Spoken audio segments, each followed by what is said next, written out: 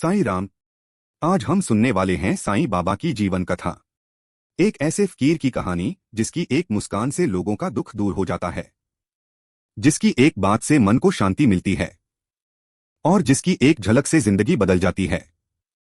यह है शिरडी के साईं बाबा की कथा, जो सबके साईं हैं। एक साईं बाबा का जन्म रहस्य।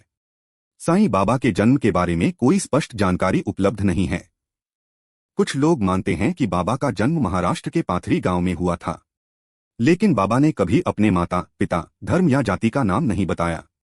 उनका एक ही संदेश था, अल्लाह मालिक, सबका मालिक एक।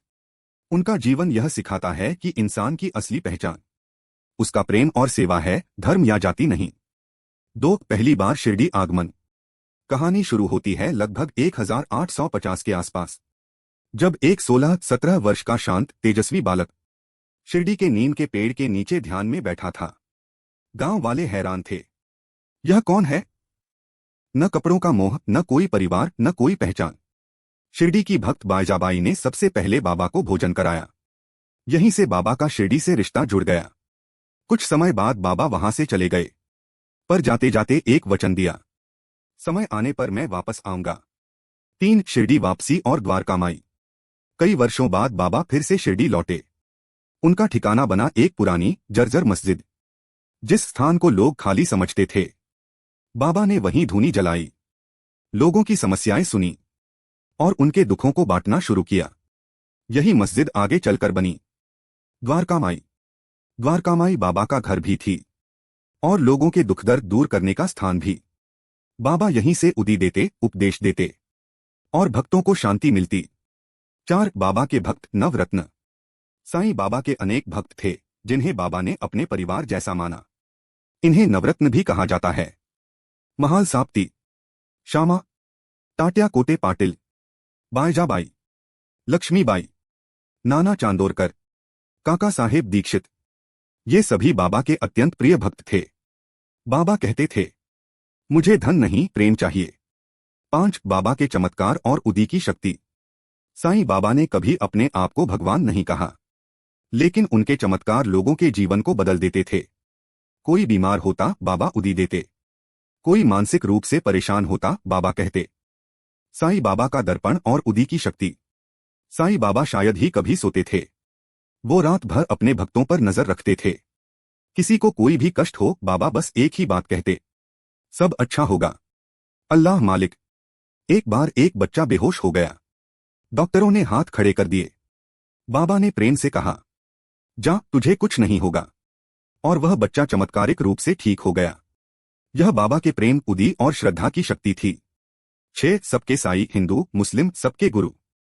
हिंदू उन्हें भगवान का स्वरूप मानते थे, मुसलमान उन्हें फकीर और वली कहते थे।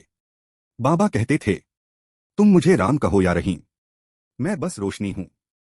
उनका संदेश था, प्रेम, सेवा और भक्ति ही सच्चा धर्म है। साईं बाबा की अंतिम सीख।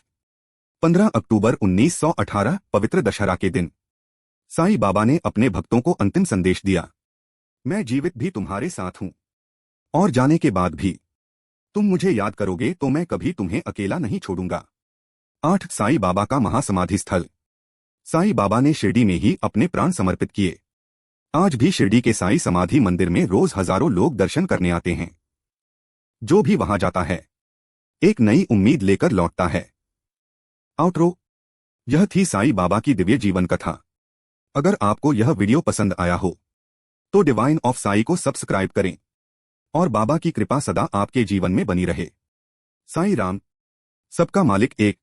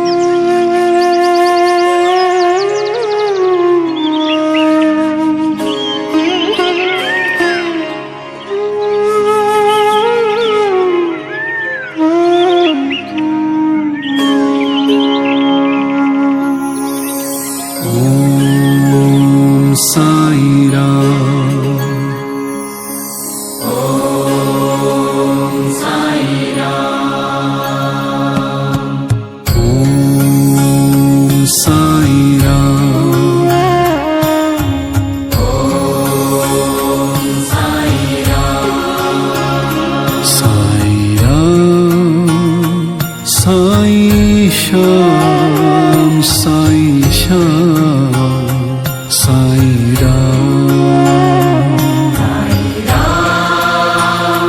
साईं श्याम साईं श्याम साईं राम ओम साईं राम ओम साईं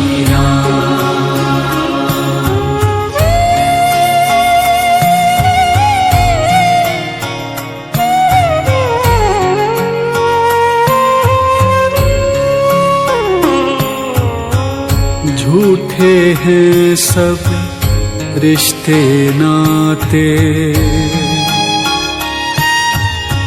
झूठे हैं सब रिश्ते नाते, साचा तेरा नाम।